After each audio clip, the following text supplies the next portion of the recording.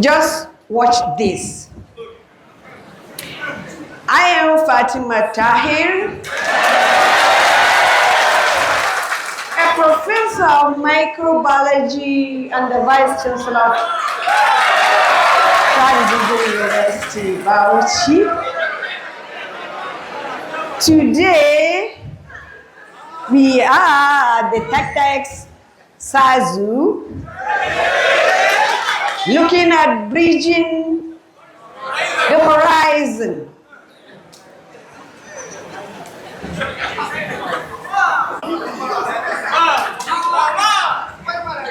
Now watch this. I am Fatimah Tahir, a professor of microbiology from the prestigious University of Abubakar Tafawa Balewa University, Bauchi, currently the Vice Chancellor of Zungur University. We are here today with this program, TEDx SAZU, tackling bridging the horizon. Now, these are two faces of Fatimah Tahir. I can be any, depending on the situation that I find myself. Sometimes, when we go where we are being looked down upon, we bring out the Salmas, we bring out the Hassanas, and we show them that we are women from the north who can speak and act like the Gen Z generation.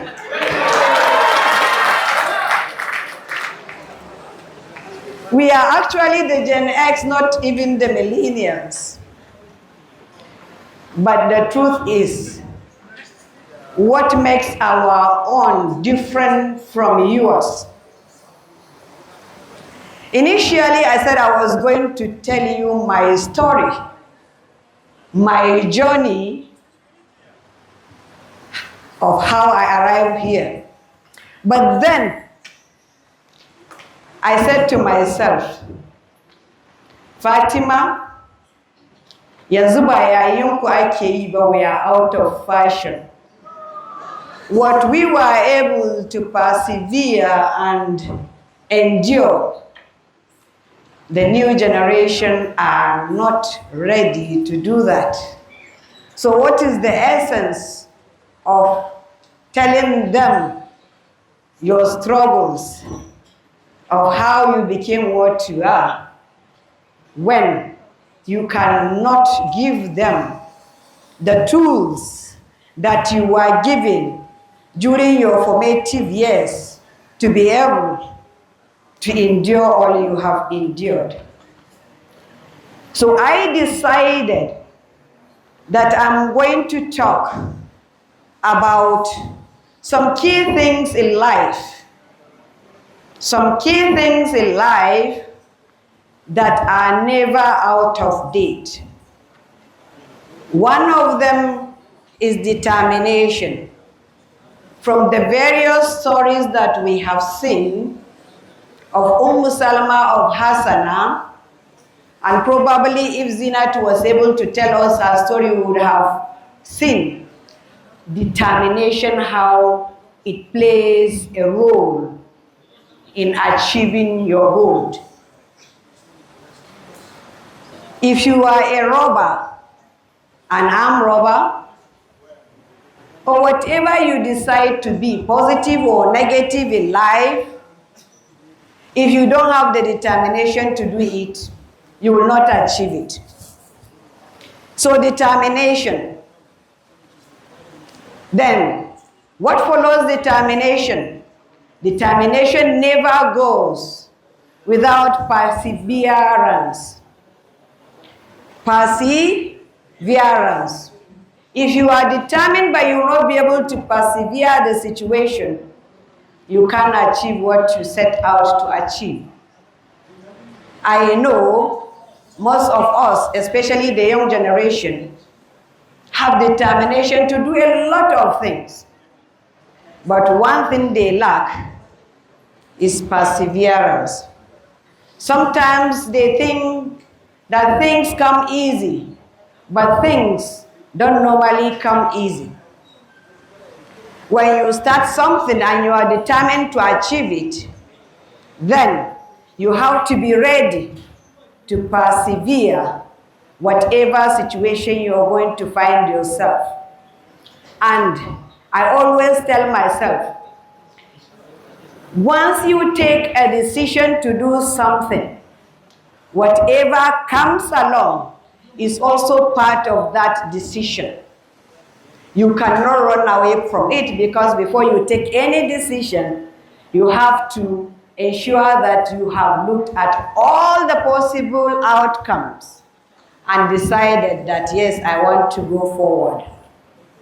And that is why when any young girl comes to me and approach me with such questions, like I'm in 200 level and my parents are saying that I should get married, the first question I ask her is, who told your parents that you have a boyfriend?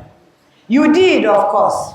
You allowed him to send his parents to your home, which means that you initiated.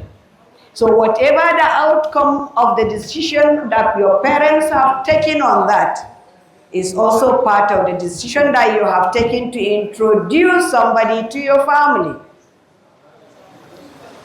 Now, we have talked of perseverance. The next thing that follows perseverance is integrity. You can be determined about doing something. You can persevere a situation. But what about how it touches your integrity? What is the purpose of whatever you are doing? What is the purpose? If it is something that is going to reduce the value, your family values, your religious values or cultural values, then that whatever you're doing hinges on your integrity. And once you don't stand for something, the likelihood is that you stand for anything. And therefore, you have to be known to stand for something. So that when they say, Fatimah Tahir is known for this wherever you go, and then you mention something away from what she does, people will question your own integrity, the person that is saved, but not the person that you're talking about, because he's talking about completely different person. And I think integrity is something that we lack these days. Integrity, unfortunately, is something that we lack. What we want is that we just do things, whether they are ethically or morally right, or they are not, as long as it is serving our purpose. Now, if you are determined and you persevere and you do things to protect and preserve your integrity or the values of the society, there is something that is very important. Very, very important. Some people may even be angry with you because they will be looking at you. They are doing this to her, they are doing this to her, they are doing this to her, but she is still quiet. She is not reacting. She is not doing anything. That thing is called patience. If you know you don't have the patience, then don't venture into anything. Because without that patience, you won't be able to persevere and you won't be able to achieve your goal. Now, our young generation want to do a lot of things. A lot of things, 1001 thing in this world. They want to be everything.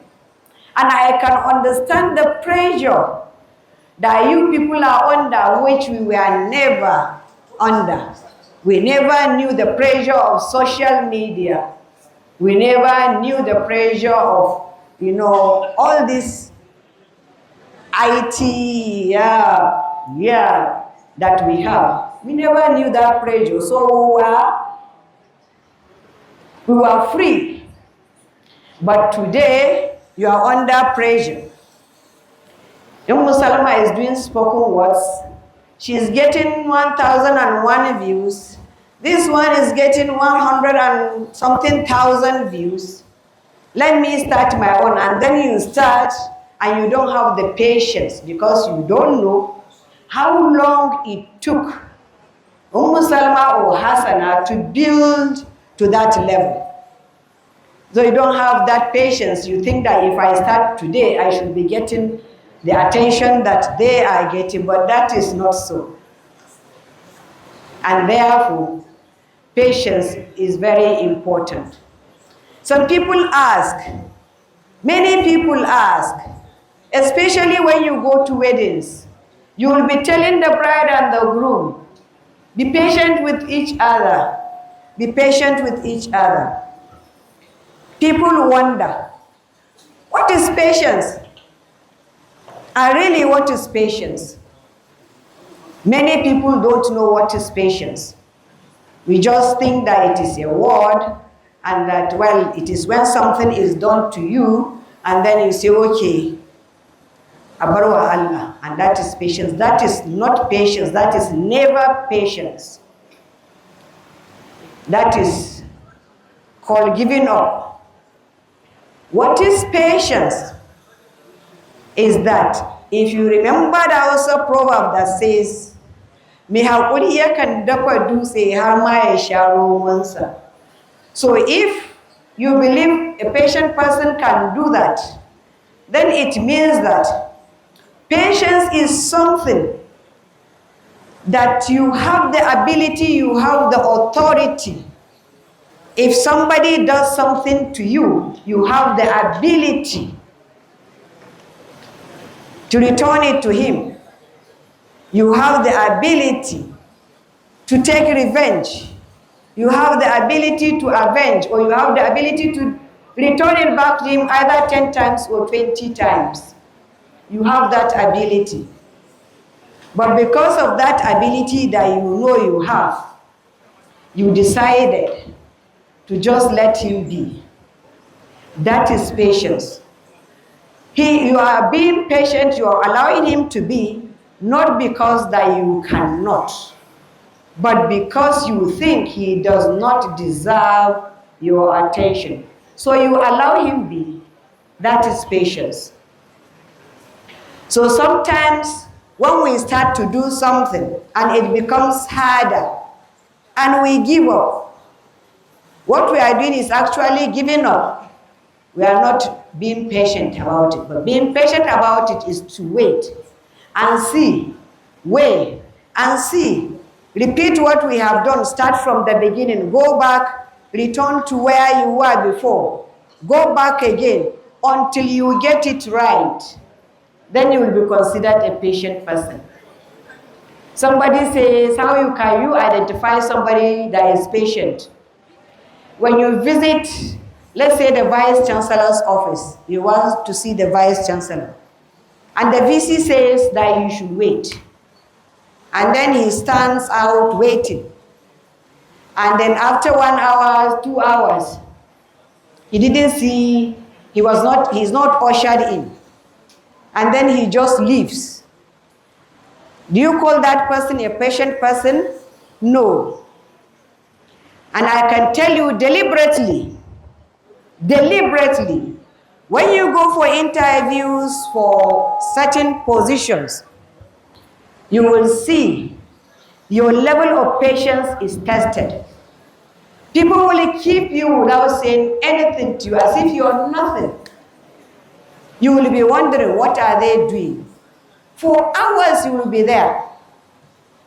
What they are doing is they are trying your patience to see whether you will wait. Whether you're going to wait. So what am I saying? whatever that we are doing now, whatever that we are engaged in now, let us ask ourselves how these 4 elements played a role in our becoming what we are. You cannot enter 100th level and graduate at the end of the session. No way.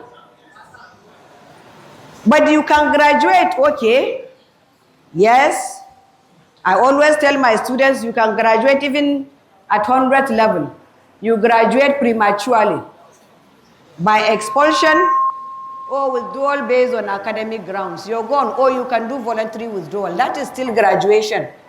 Only that it is not mature graduation, it's premature graduation. But for you to be able to graduate, you have to be that patient.